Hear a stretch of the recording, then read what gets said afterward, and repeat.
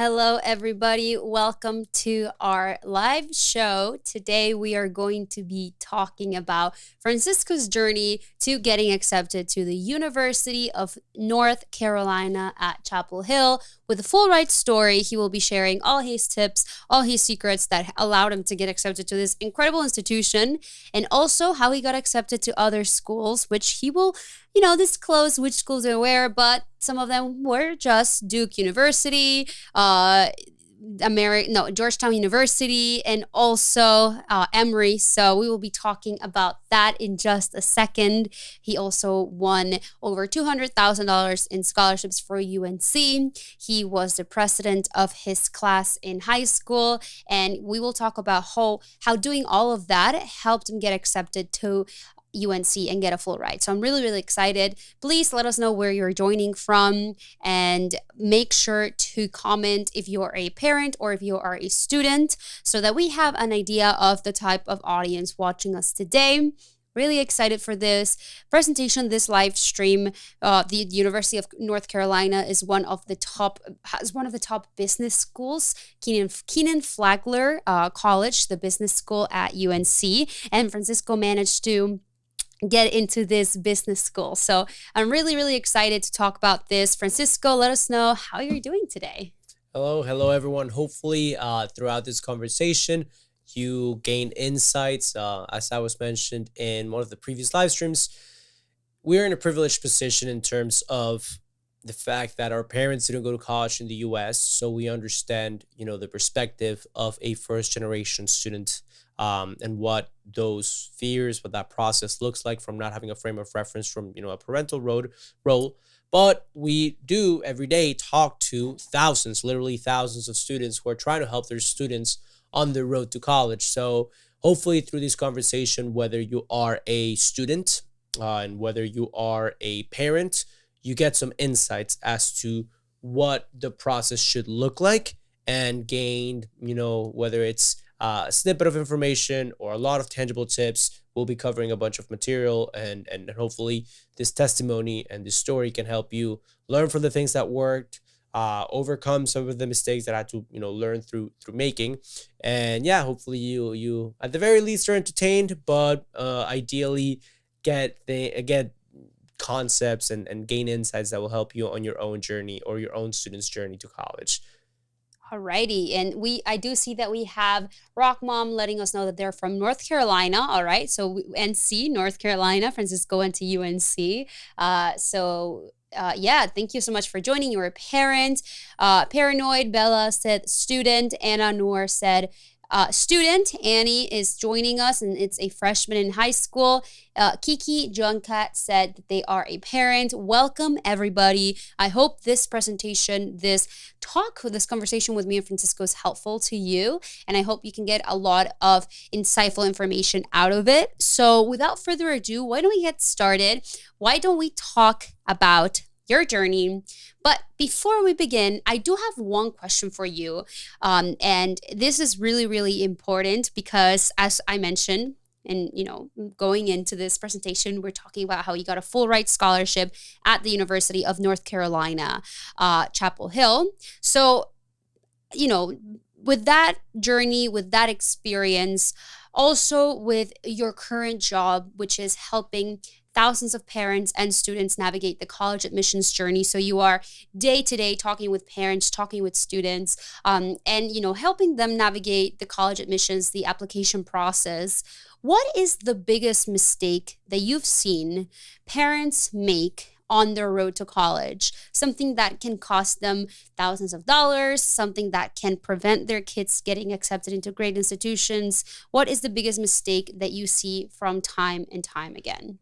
Right. So the college landscape today, whether it is because the parents didn't go to college themselves, whether it is because the parents went to college over 20 years ago, or any other reason, a lot of parents who are trying to help their students, navigate the road to college, don't necessarily understand the intricacies of how it works today, as far as, the financing process, how scholarships work, the different entities that supply students with scholarships, admissions, what do colleges look for, what do they prioritize, the selection process. And that within itself is not inherently bad. It's not bad to not know. But to answer your question concretely as to what the biggest mistake is, I guess it would be to remain ignorant. There are known unknowns and there are unknown unknowns. And after you identify whether you're a parent or a student, that you might not necessarily know what the next step is, what colleges look for, if you already know where you want to end up, what you should prioritize as far as your college application, whether it would be, SATs, GPA, ACT, strength of the course load taken, or difficulty of the courses taken, extracurriculars, whatever the case might be. It's okay to not know what the next step is, but I would say delaying the process or punting forward or not necessarily making the appropriate steps to learn what those unknown unknowns are is probably the biggest mistake, because oftentimes what I see is that if, the matter of addressing how to best prepare for college or apply to college or, finance a college education, if it gets punted for long enough, you eventually reach, I don't want to say a point of no return, but there are diminishing returns. So there is a ceiling as to how prestigious of a university the student can get accepted to, or how many options are still open for generous schools that a student could potentially apply directly into as a four-year institution. So if you're a student or a parent, you're doing yourself a disservice if you wait too long to take a step. So a lack of proactivity, I would say, is probably the biggest mistake that I see in the process, because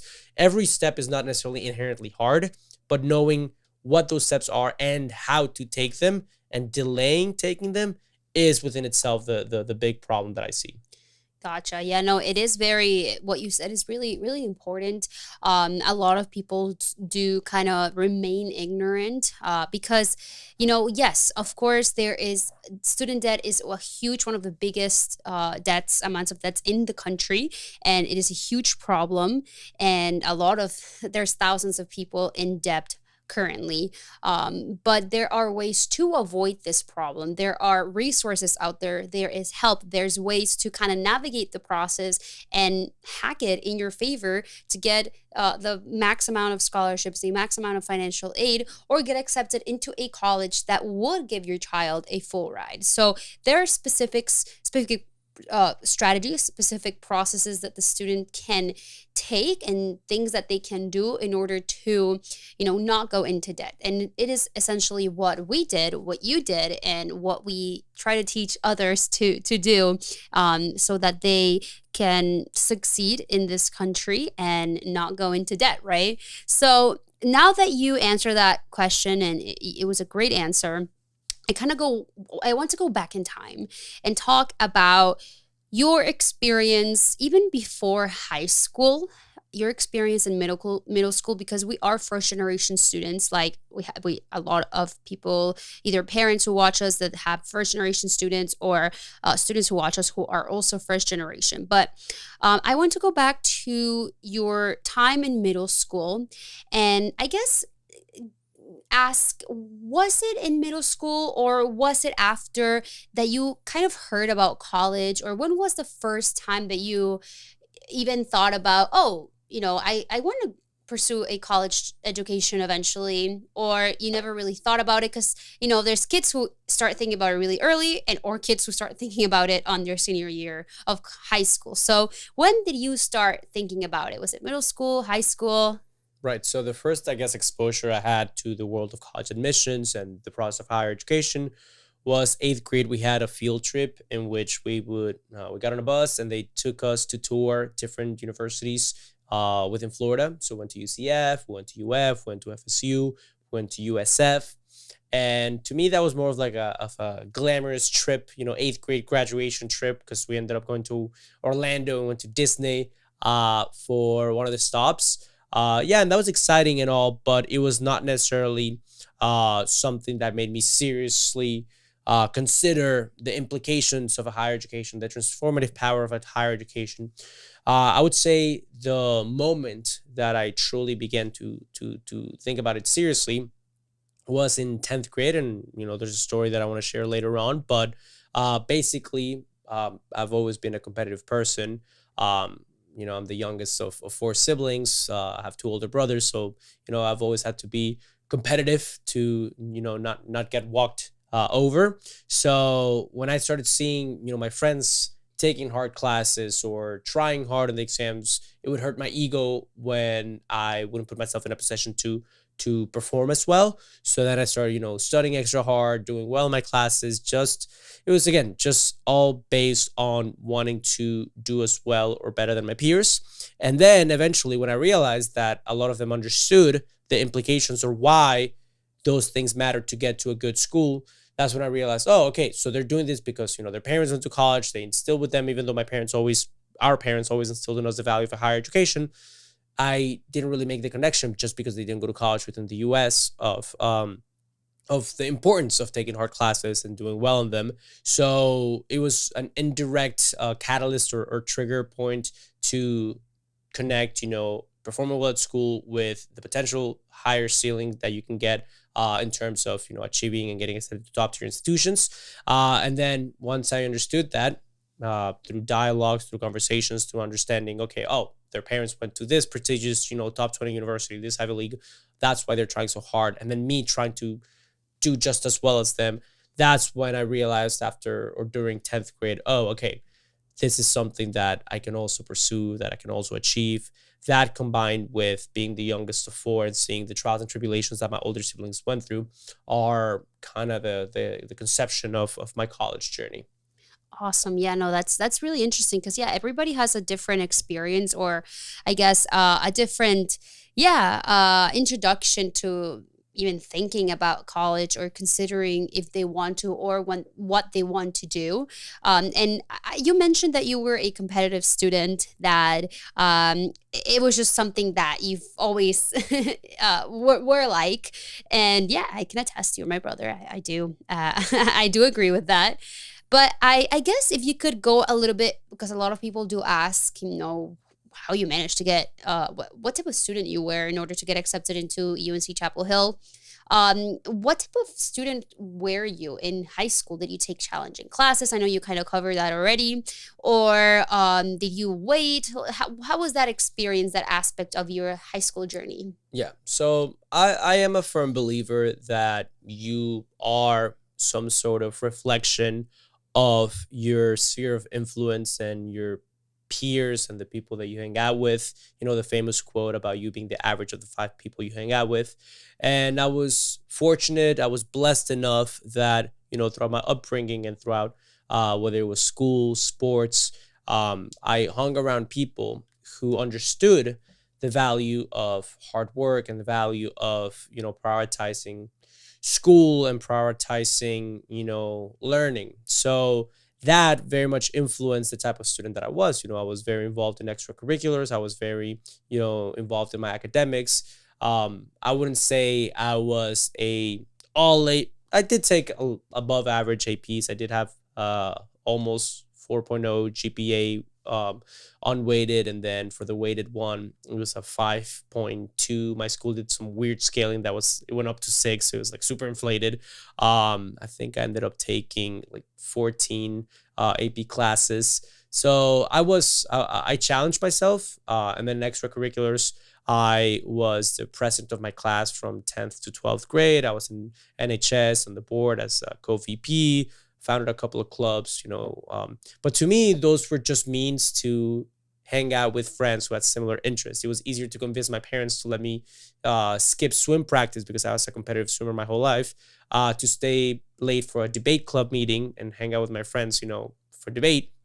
Then it was to convince them to let me go over to their house, right? So to me, it was kind of like killing two birds with one stone to make extracurriculars a big part of my social life, so that I could get the benefits of hanging out with my friends, but also indirectly improving the competitiveness of my college application. And then, as I mentioned, a big component of that was just proving to myself. Again, it could be, the youngest sibling syndrome of wanting to fend for yourself. But I think the aspect of, oh, if I see my peers are doing well, I want to do just as well. Or if I see that other classes, older generations had, a very nice, beautiful prom or fundraise this amount of money. Oh, I wanted to get involved in student government so that we could raise just as much money. So I think the competitiveness in me was a big driving factor of the type of student or the involvement that I had, both extracurricular and academic. All right, yeah, no, and that is really important, and it really just paints a picture of the type of student that you were. So now, like, kind of linking that information or relating that to, I guess, the college application process and your results. You mentioned that you were really involved. You took challenging classes. You were a leader, but when we're talking statistics or we're talking numbers, what do you think had more weight in your college application? Because this is something we get asked a lot, that allowed you to get accepted into UNC Chapel Hill. Was it your grades? Was it your the AP classes that you took, dual enrollment? Was it your essays, your extracurriculars? What do you think, I guess, mattered more to those college admissions officials that were reading your applications? Yeah. So first, I'm going to give you the answer that is going to be pertinent to everyone watching this, and then I'm going to give you the answer that was the case for me. So a lot of people ask us, oh, what is the most important component of a college application? Should I prioritize good grades? Should I prioritize good essays? Should I prioritize extracurriculars, taking difficult classes? Because again, there's a bunch of different components to a college application. However, different schools value different components of the college application at different levels, right? So not every school is going to have the GPA be the number one criteria that they look at, or the first thing that they look at. They will all look at it. They will all want you to have as high grades as possible. So if you're the parent of a 9th grader, 10th grader, 11th grader, then yes, by all means, get as high of grades as you can possibly get. By all means, go ahead and do that. You also want to write the best essays. You want every component to be the best that it can be. However, if you're approaching the process retroactively and you are the parent of a senior, or you're about to start the college application process in a couple of months, and you can't retroactively go back and get the highest grades that you could possibly get in 9th grade because you already went through 9th grade, you should be aware that different schools will value different things for their applicants. There are some that will put a little bit more emphasis on this particular component or that particular component. And there are schools that are a better fit for students who might not necessarily have the highest SAT or ACT scores. There are some schools that will prioritize extracurriculars, that will prioritize GPA. You can find this through common data sets, through school descriptions. And again, while you want to strive to have as high of everything, you should also be aware that there are particular schools that will be extra receptive or extra appreciative of your students' particular strengths, right? So that's something to keep in mind. Answering your question concretely about what was the case in my particular college journey that helped me get accepted to the schools that I got accepted to, and then ultimately get scholarships and attend the University of North Carolina, I would say the most competitive components of my overall application, probably my GPA, my weighted GPA, because I took a bunch of challenging courses, and my extracurriculars, my leadership. So I strategically applied to universities that, number one, satisfied my academic needs, offered the majors, the careers that I wanted to pursue, satisfied my financial needs, had a track record of satisfying over 75% of the demonstrated financial need of my household, and number three, that would value or prioritize students or applicants who had good grades, had difficult classes, and had a lot of extracurriculars where they displayed leadership and did them for a long time. So in my particular case, that was probably the biggest selling point that I had. And then competitive, SAT, ACT, but I would say those two before anything else. Wow. Yeah. No. So that was a beautiful answer. And it's really important because to understand, because a lot of students, like you said, they think, okay, colleges just want smart students, or they just want students who get good grades, or students who are super involved. They think it's either this or that. But of course, every school is different. And like you said, information could be found through common data sets, information online. But it really is a combination. And it really is most colleges are looking for students who are eager to learn, students who have demonstrated that they were involved, that they made a difference on their community. Like, they can see that. I mean, they can see that on the extracurriculars that you took or your college application, but it has to be shown through the years. You were the president, for example, your leadership. You were president of your class all 4 years of high school, and you did that. That demonstrated, that showed colleges that you wanted to be involved and that you didn't just do it 1 year. You're like, okay, 1 year and that's it. No, you were involved. You did it for all 3 years, but you also joined SGA. You also joined NHS and were the vice president of it eventually. So with all those things, even if the college admissions officer did not read your essay or had not gotten to your essay yet, by seeing the amount of years that you were involved in, by seeing all the types of activities, okay, it's kind of like similar activities, SGA, part of the your class board, also NHS member for 2 years, and then on senior year vice president. All those things were pretty telling without even meeting you, without even reading your essays yet. Okay, this is a kid who is involved. This is a kid who likes to be a leader. This is a kid who not only demonstrated, oh, I was president of this club my senior year. No, all these years of involvement, all these years of trying to do something for his community. And that's kind of how, admissions officers will analyze an application. So it's important to know how they're going to be seeing it and how you can become approachable or, something that the college is looking for. Obviously, there's other strategies, other things that come into play that we'll get to in a second. But it's important to know this and to be aware of this because it really could make the biggest difference. Yeah, and I guess that takes me to my next question. Francisco, we know you, and we already said it, you were accepted and ended up going to UNC Chapel Hill. I would like to know, which other schools did you apply to, and why did you eventually decide to go to UNC Chapel Hill? Go Heels. Yes. So I was accepted to the University of Florida. I was accepted to Emory. I was accepted to Wake Forest. I was accepted to GW. I was accepted to the University of North Carolina, where I ultimately decided to attend. I was waitlisted from Duke University, and I was denied from Stanford and Cornell. Those were my results from the schools that I ended up applying to. Ultimately, I ended up wherever I was meant to end up. When I made my list of colleges, I, as I mentioned earlier, made sure that they all offered what I wanted to study. I made sure that the employment rate from these universities for what I wanted to study were high, because again, a lot of people will wonder, oh, is college worth it for me? Is college, in 2024, a valuable investment?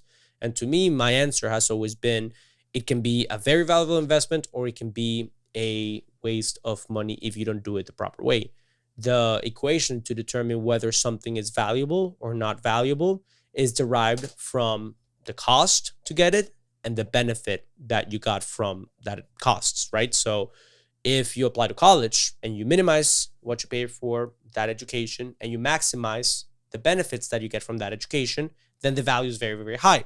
But if you go into a lifetime of debt and you get nothing to show for it, then yeah, it might not be worth it for you. So anyone can make college be worth it for them if they apply to institutions that will satisfy above a certain demonstrated financial need, so minimize the cost, and maximize the benefit by having or by offering the careers that they want to pursue, by offering high employment rates post-graduation, and doing so at a low cost. So that will maximize the benefits. So what I made sure is, when I was applying to all these universities that I just listed out, is that no matter where I ended up, I was sure to get a good financial aid award package, get scholarships, but also pursue the careers that I wanted to pursue. So that's why ultimately, when I got all my offers and when I was, deciding where I was going to end up, I made a lot of decisions based on where it made sense or professional sense for me to end up attending. And that was the University of North Carolina at Chapel Hill. And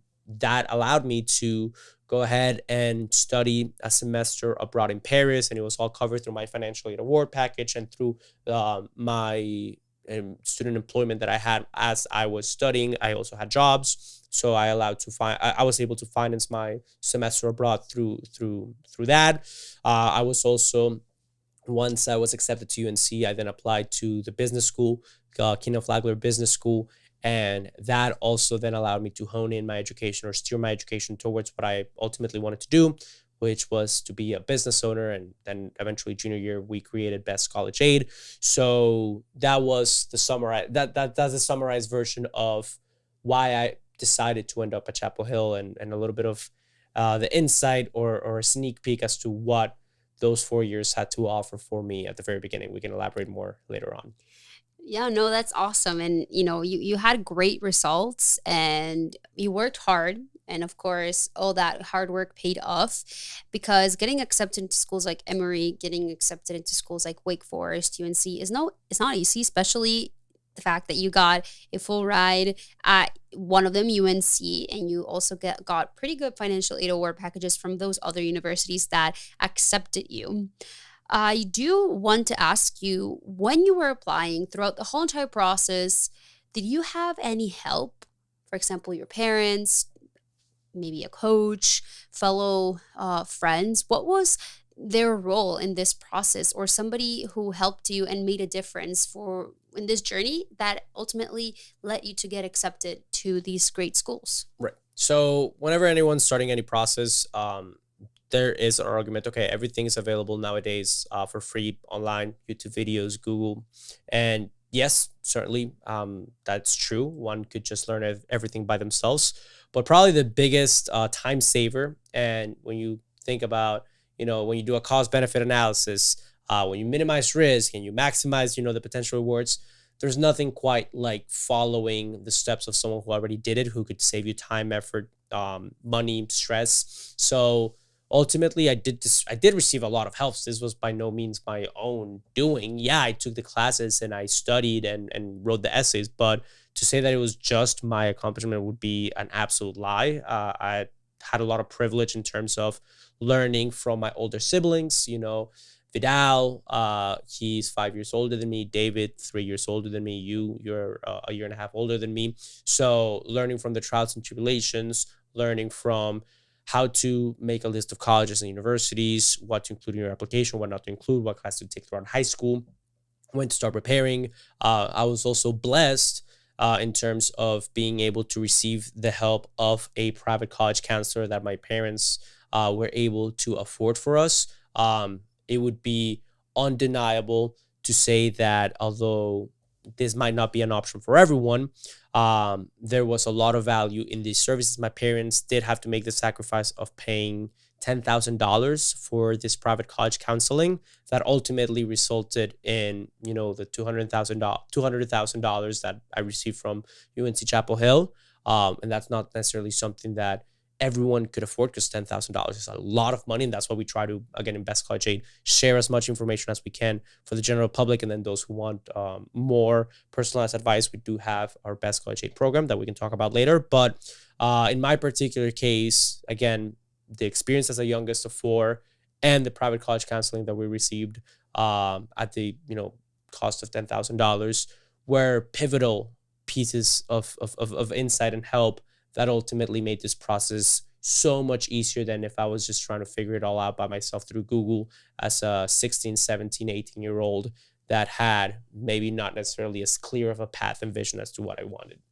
Yeah, no, that's honestly it did make the biggest difference. And you had the advantage because there is four of us. Francisco is the youngest, like you mentioned, and you did had the opportunity to not only obviously learn from that private college counselor that our parents so kindly invested on and provided for us, but also our journey and our specific kind of like mistakes that we made. Your older siblings kind of helped you and guided you and knew maybe what to do, what not to do in some cases. So that's pretty cool. And it's people learn from mistakes, people learn from other people's experiences. So hopefully Francisco's journey, Francisco's experience, his story that he's sharing with us today is also teaching you all who are watching it. And we do have some free resources available where we go more in depth in all those things that you mentioned, Francisco, the college search, a list of colleges and universities, AP classes, dual enrollment classes. Francisco actually filmed a free presentation, a free training on the top secrets to go to college with scholarships. So if you want to register to watch that, and if you want to learn those secrets and just have access to a free resource that can help you navigate the college admissions process, go check it out. It's in the link in our bio. If you're watching us on YouTube or Facebook, it's in this video's description or in the comment section. David will be sharing it so that you can register to it, you can watch it, and keep learning more, I guess, information, more tips that are a little bit more centered and geared towards that college application, statistics, all those things, tips that will help you and be a little bit more concrete, right? So yeah, definitely go check it out. Register free, free resource that we have created and curated for you guys, and it's our gift to you. All right, Francisco. So let's kind of move on to, you already talked about the benefits of going to college, the benefits obviously academically, the financial benefits, some of the financial benefits, some of the career benefits that going to college gave you, like, learning what taught you eventually at your job to helped you at your current job, what you do from day to day. Also, you were the opportunities that college brought you, like going abroad, being in Paris, traveling, and the fact that you were able to afford this because of these scholarships and your hard work. But is there a specific lesson other than that you learned in college that you think you would not have learned if you would not have gone to college? Something that you learned, a lesson, something a teacher said or maybe it was outside of the classroom, but it was an experience, something that was taught to you because you went to college. Right. So I can't necessarily talk about whether I can guarantee I would or wouldn't have learned these things if I had not gone to college. But what I can say is that I can break down my learnings throughout my 4 years of college into obviously two categories. First, there's the hard skills. I made sure to make, as I mentioned earlier, and I know that there's some questions in the chat about, trade school. And, a lot of times I get asked about community college or if I should go into a cheaper institution and then transfer.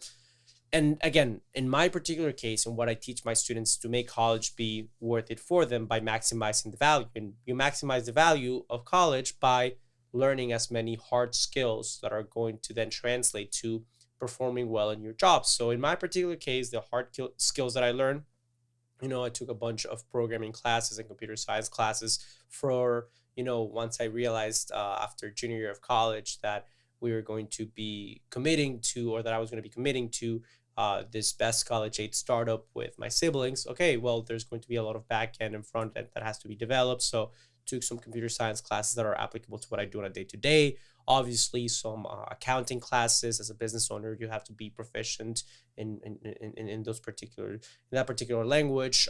Some business and corporate law classes. So those were hard skills that I was able to learn from the class that I took because I tailored my educational experience to what I knew I would be doing after college. The same way that students who go to college and eventually want to apply to med school, or eventually want to go into law, or eventually want to get a computer science job or an engineering job, they take the appropriate classes that will prepare them for those particular work experiences, right? So those are the hard skills. And then in my particular case, I was also able to learn a lot from regarding soft skills.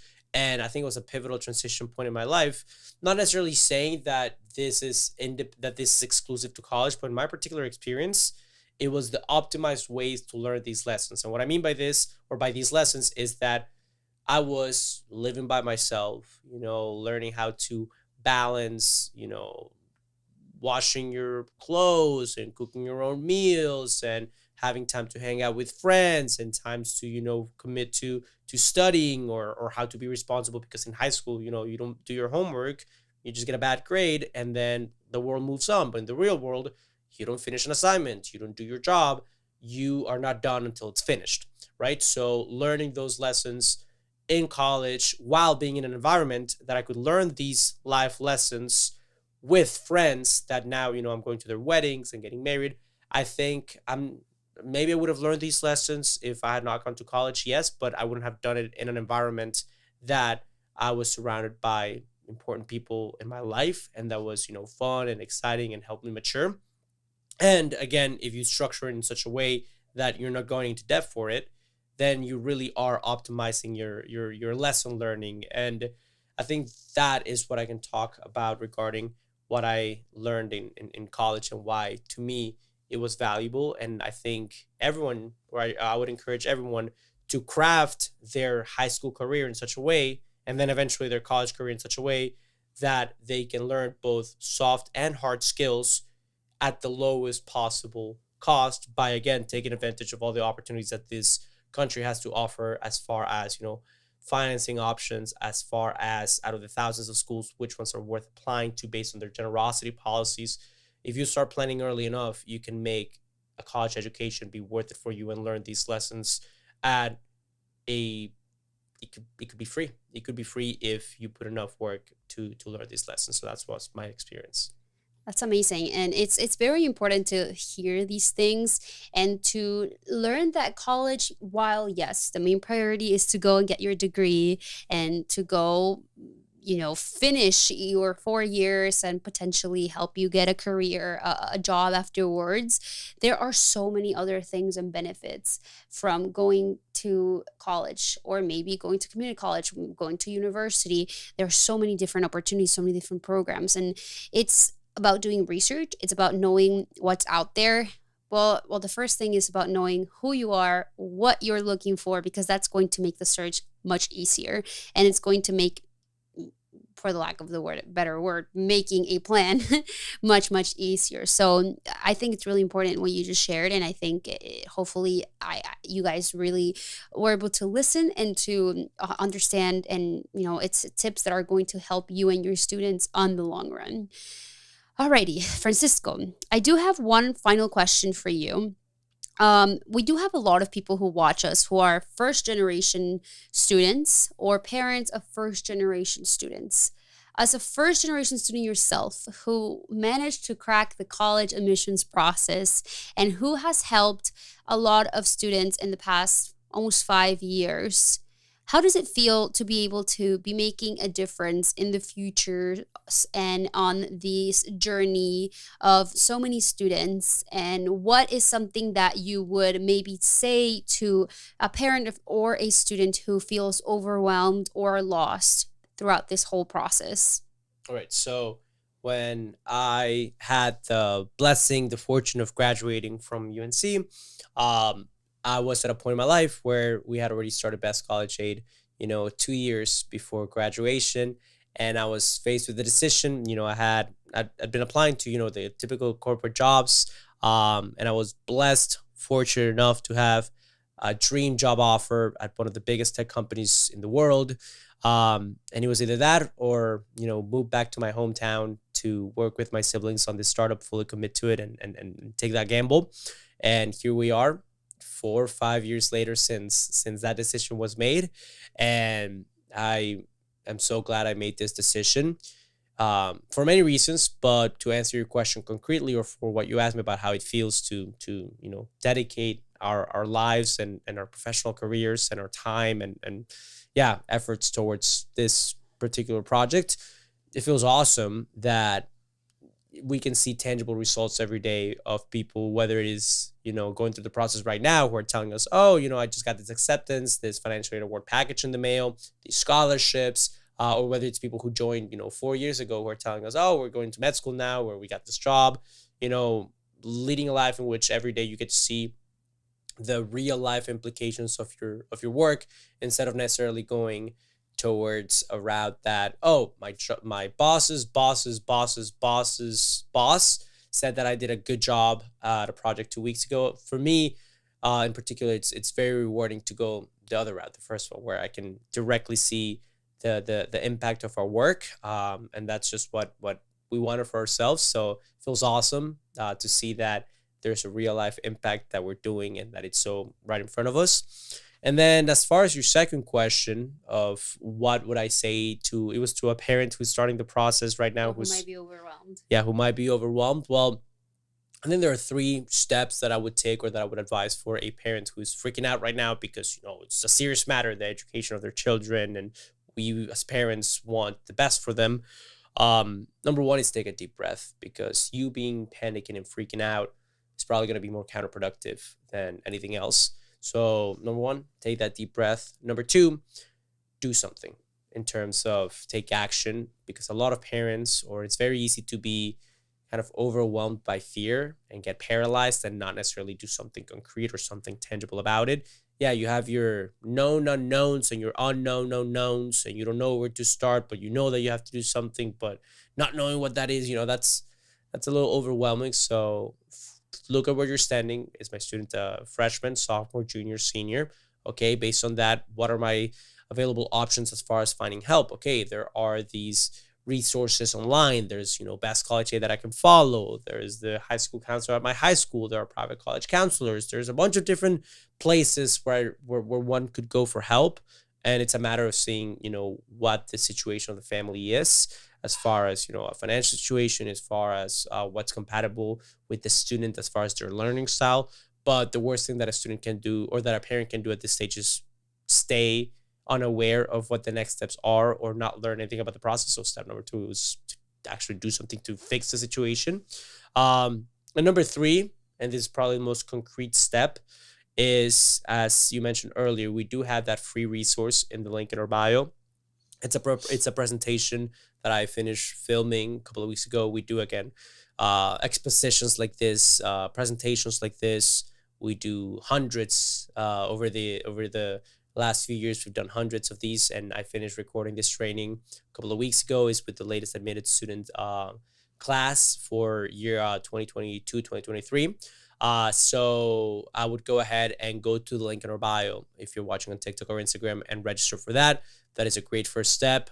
Whether you have students in 9th, 10th, 11th, 12th grade, that would be the most tangible step, because there I talk about very concrete, okay, you go to this website, this is what colleges look for, this is how you stand out in the college application, this is how you qualify for the most amount of aid and scholarship. So very substance driven, concrete technical steps we share in that presentation that demystify the process and point you in the proper direction. That is probably the best tangible step that I would take if I was an overwhelmed parent. Well, awesome advice. That is very solid advice, very important things to kind of put a pin on it and to remember. Hopefully that was really helpful. I hope that you can get a lot of value out of this specific talk, this presentation. Thank you so much, Francisco, for joining us and for being here with us today. Thank you so much, guys, for watching, for joining us, for asking your questions. Remember that this is going to stay up on Instagram, YouTube, and Facebook if you want to replay it, if you want to share it with somebody who might be interested on the topic. And yeah, like Francisco said, check out that free resource in the link in our bio or in the video's description. It's a free resource that we created for you that is full of valuable information. And it's more to the point information that, is pertaining more to the college list, to SAT, ACT scores, how to improve them, how to improve your college application to be more desirable to university. So if you're interested in learning those tips, completely free resource, check it out. Thank you so much for joining. We will see you again, maybe inside that free training, maybe inside of Best College Aid, or we'll see you again here next week, next Monday at 7:15 p.m. Eastern Time. Francisco, once again, thank you so much for joining, and thank you so much for watching, guys. Thank you so much. I'll see you next week. Bye-bye.